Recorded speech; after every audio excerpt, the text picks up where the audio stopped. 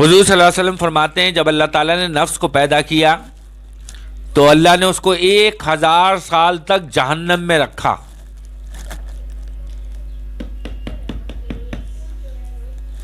جب اللہ تعالیٰ نے نفس کو پیدا کیا تو اللہ تعالیٰ نے 1000 سال تک جہنم میں رکھا اس کو، جہنم کی آگ میں. اور اللہ تعالیٰ نے اس کو باہر نکال کے اس سے پوچھا من انت، تو کون ہے، تو کون ہے؟ تو نفس نے کیا جواب دیا؟ نفس نے کہا میں ہوں اور تو ہے، میں ہوں اور تو ہے. یعنی اس کا جو تکبر، اس کی جو انا نفس کی تھی وہ ختم نہیں ہوئی 1000 سال تک جہنم میں رہنے کے بعد بھی. پھر اللہ تعالیٰ نے اس کو 1000 سال تک ٹھنڈی جہنم میں رکھا. پہلے اس کو گرم جہنم میں رکھا اور پھر اس کو ٹھنڈی جہنم میں رکھا. جہنم 2 قسم کی ہے. جہنم خالی نار نہیں ہے، ایک کولڈ جہنم بھی ہے، ٹھنڈی جہنم. اچھا، چونکہ دونوں چیزیں تکلیف پہنچاتی ہیں نا. آگ بہت زیادہ گرمی بھی تکلیف پہنچاتی ہے اور بہت زیادہ سردی بھی تکلیف پہنچاتی ہے نا. پہنچاتی ہے نا، پہنچاتی ہے. اس لیے اللہ نے اس کو 1000 سال تک ٹھنڈی جہنم میں رکھا. پھر اس کو نکالا اور پھر اللہ نے پوچھا من انت، تو کون ہے؟ اس نے کہا میں ہوں، تو ہے. اتنا ڈھیٹ ہے نفس، نفس اتنا ڈھیٹ ہے. کہتے ہیں نا یہ آدمی ڈھیٹ ہے، یہ آدمی بڑا مغرور ہے، یہ آدمی بڑا متکبر ہے، کہتے ہیں نا. تو وہ کیا ہوتا ہے؟ وہ اصل میں اس کا نفس ڈھیٹ ہوتا ہے، اس کا نفس بغیرت ہوتا ہے، اس کا نفس متکبر ہوتا ہے. وہ میں نے آپ کو نفس کی 3 قسمیں بتائی تھی نا، نفس امارہ، نفس لوامہ اور نفس مطمئنہ، یاد ہے؟ تو نفس امارہ کو نفس مطمئنہ بنانا ہے رمضان میں. اچھا، پھر اس کو جہنم میں رکھا آگ والی، پھر اس کو ٹھنڈی جہنم میں رکھا. پھر اس کو اللہ تعالیٰ نے جب وہ سدھرا تو پھر بھی نہیں. من انتا کے جواب میں کیا کہا؟ انا وانت انت، میں ہوں اور تو ہے. انا وانت انت، میں ہوں اور تو ہے. تو میں تو بڑی مشکل سے نکلتی ہے نا. میں استاد ہوں، میں بڑا علم والا ہوں، میرے پاس بڑا پیسہ ہے، میں بڑا افسر ہوں، میں بڑا مولوی ہوں. میں پھر اللہ تعالیٰ نے کیا کیا؟ اللہ تعالیٰ نے نفس کو 1000 سال تک بھوکا رکھا. 1000 سال تک نفس کو بھوکا رکھا. تو اللہ تعالیٰ نے پھر اس کو 1000 سال تک بھوکا رکھا. کس کو؟ نفس کو.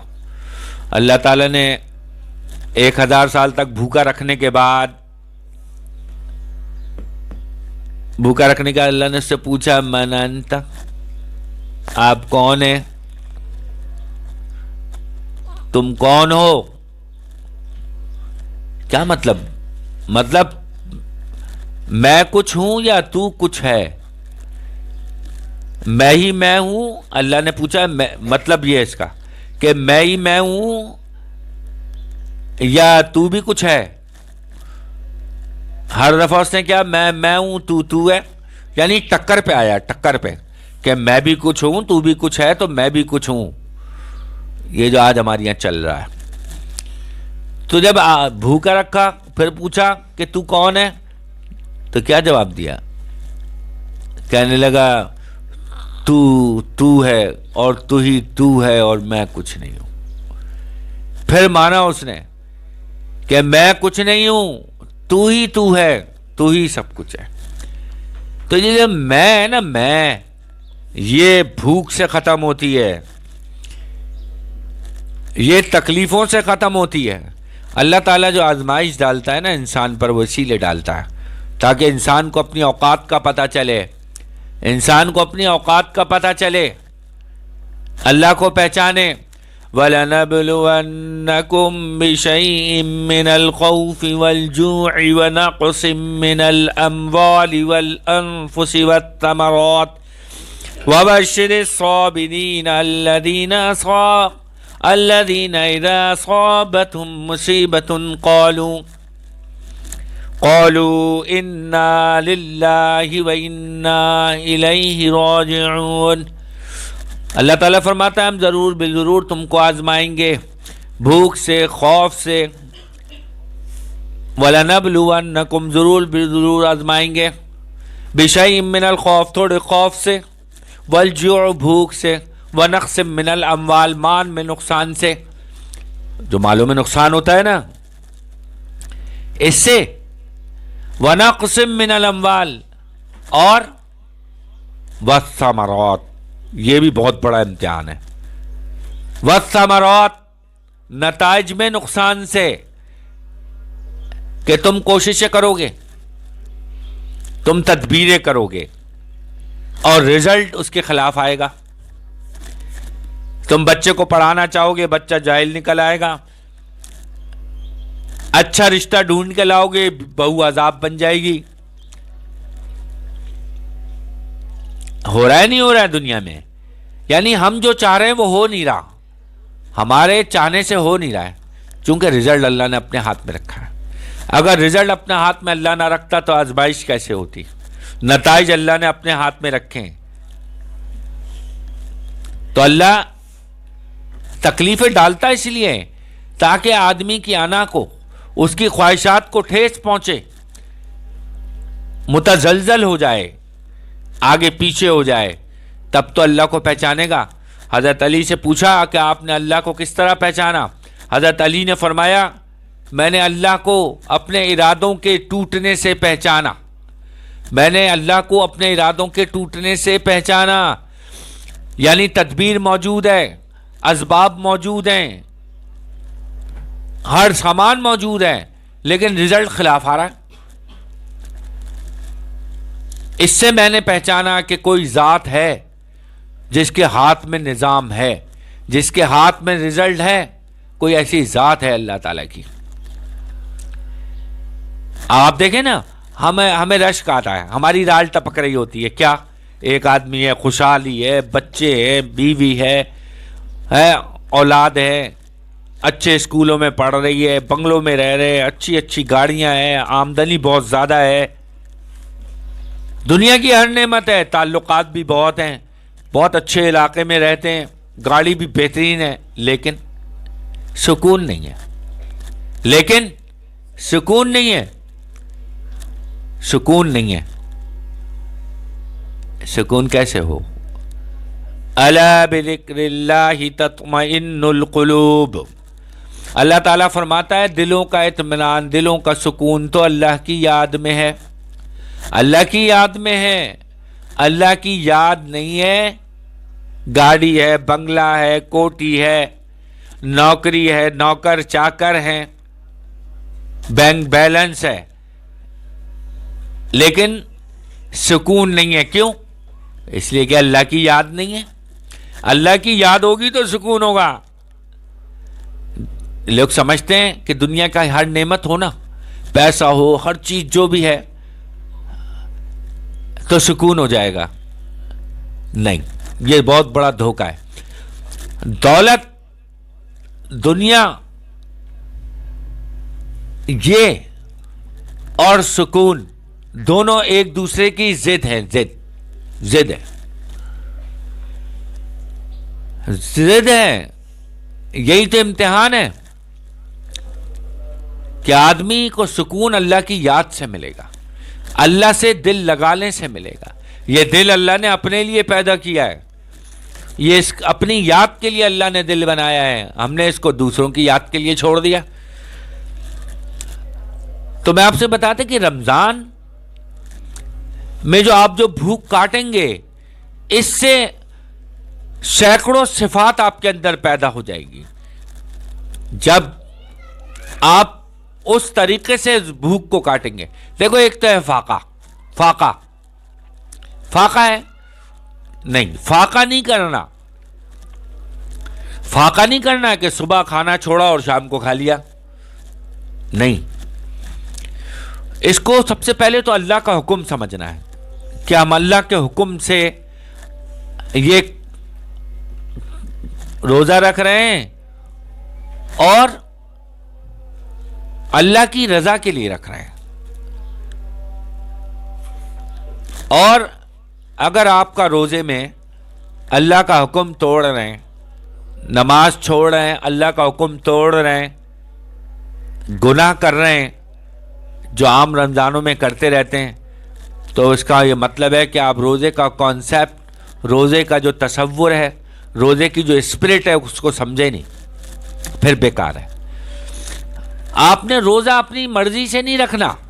روزہ ہم اللہ کی مرضی سے رکھ رہے ہیں، اللہ کے حکم سے رکھ رہے ہیں، تو ہم نے اس کو اللہ کے حکم کے مطابق ہی شام تک گزارنا ہے.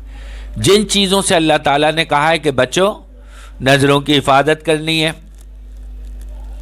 نمازوں کی پابندی کرنی ہے، کسی مسلمان کو اپنے زبان اور ہاتھ سے تکلیف نہیں دینی، تب روزے کا فائدہ ہوگا. سمجھ گئے؟ مقاصد پہ نظر رکھیں، اللہ کا جس حکم پہ عمل کریں اس کے مقاصد پہ نظر رکھیں کہ اس کا جو رزلٹ اللہ نے بتایا ہے وہ رزلٹ آ رہا ہے کہ نہیں آ رہا ہے. روزے کا رزلٹ کیا ہے؟ تقویٰ.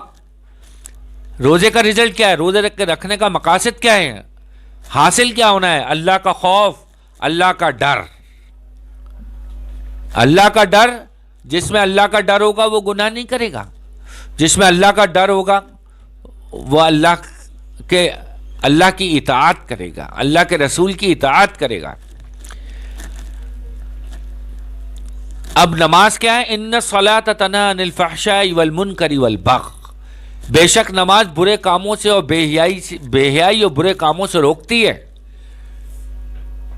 مگر نماز پڑھ رہے ہیں اور نہیں رک رہے، بے حیائی بھی ہے نماز بھی، تو اس کا مطلب کیا ہے کہ مقصد حاصل نہیں ہو رہا. تو مقصد حاصل ہونا چاہیے.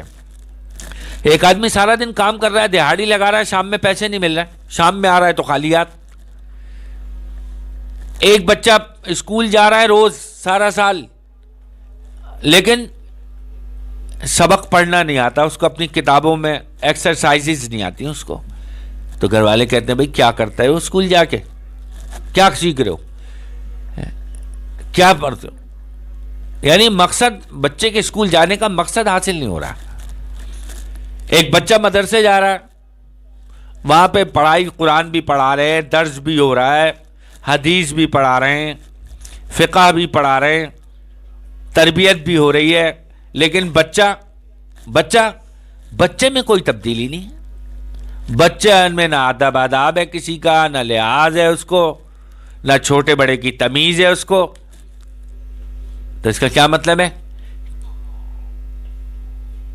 کہ رزلٹ نہیں آ رہا، فائدہ نہیں ہو رہا، یعنی اس کا مطلب کوئی گڑبڑ ہے. اب اصلاح کی جائے اس کی. دیکھیں کیوں کنویں کے پاس جاتا ہے روزانہ، دریا کے پاس جاتا ہے لیکن آتا پیاسا ہے. کیوں؟ کیا وجہ ہے؟ کیا وجہ ہے؟ یعنی اسلام اسی لیے جب کسی کام کا حکم دیتا ہے، تو اس کا پروسیس بتاتا ہے کہ یہ کام، حکم کیسے پورا ہوگا. شریعت اس کا طریقہ بتاتی ہے، پھر اس سے حاصل کیا ہونا چاہیے یہ قرآن خود بتاتا ہے.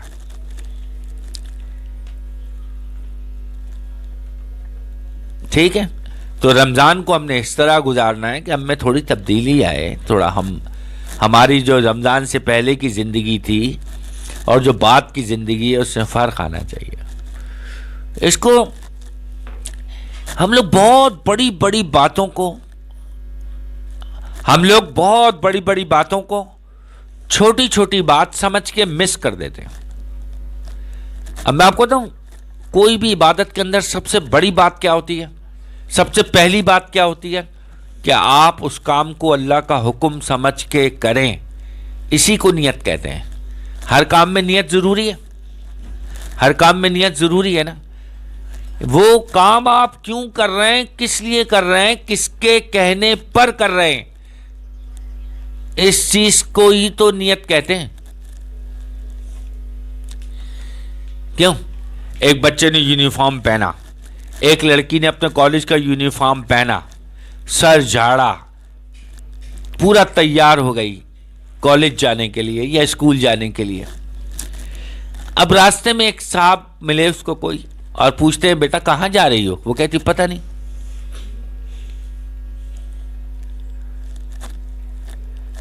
وہ پوچھ رہے ہیں کہ بیٹا کہاں جا رہی ہو؟ وہ کہہ رہی ہے پتہ نہیں۔ ایک بندہ تیار ہو کے آفس جا رہا ہے، اس کو کوئی راستے میں پوچھتا ہے میاں کدھر جا رہے ہیں آپ؟ وہ کہتا ہے پتہ نہیں۔ کیسا ہو سکتا ہے؟ کیوں کہ وہ تیار کیوں ہوا؟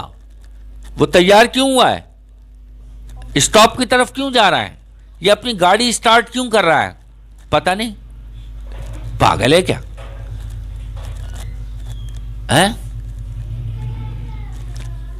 انسان مسلمان کا یہی حال ہے، پتہ نہیں۔ آج کا مسلمان ہے پتہ نہیں، پتہ نہیں، پتہ نہیں، پتہ نہیں۔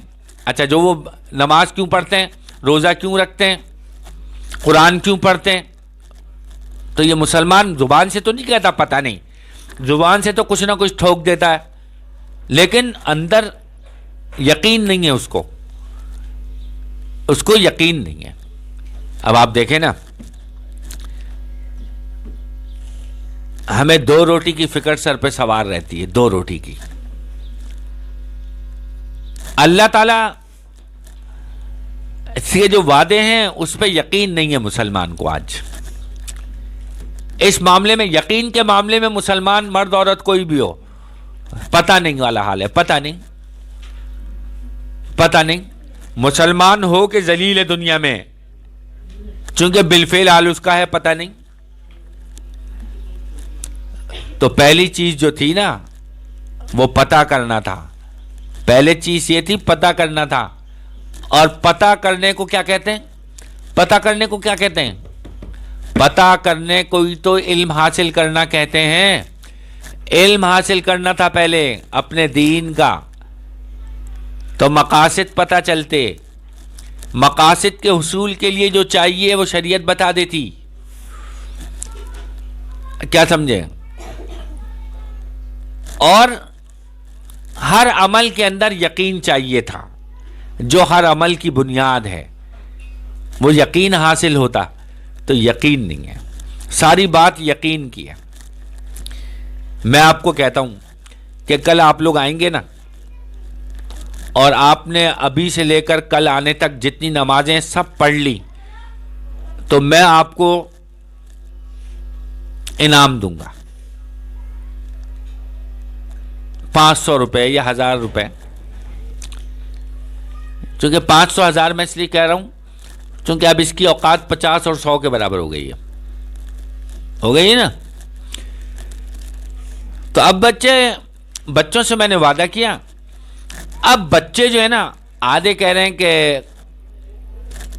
استاد ہمارے وعدہ پورا کریں گے، دیں گے، اور آدھے بچے کہتے ہیں نہیں دیں گے،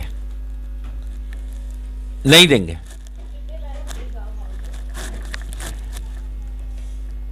اور کچھ بچے جو کہتے ہیں وہ نہ یہ کہتے ہیں کہ دیں گے، نہ وہ یہ کہتے ہیں کہ نہیں دیں گے، وہ بین ہے، بیچ میں پتہ نہیں دیں گے نہیں دیں گے۔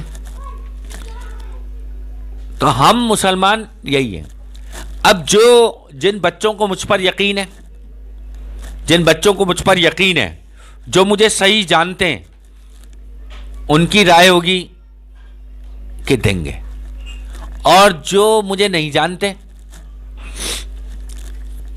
وہ کہیں گے کہ نہیں دیں گے۔ ہمیں ایسے ہی نا ترخانے کے لیے انہوں نے کہا ہے۔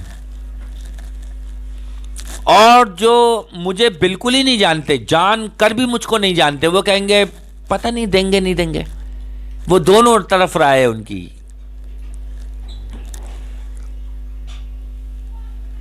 تو یقین اللہ کے وعدوں پر پکا ہونا چاہیے. وعد اللہ حقا، اللہ کے وعدے سچے ہیں. اللہ جھوٹے وعدے کرتا ہے؟ سچے سچے اللہ کے وعدے سچے ہوتے ہیں. مگر ہمیں اس کا یقین ہے؟ ہمیں اس کا یقین ہے؟ یقین نہیں ہے. اگر ہے تو کمزور ہے تو کمزور ہے. ٹھیک ہے.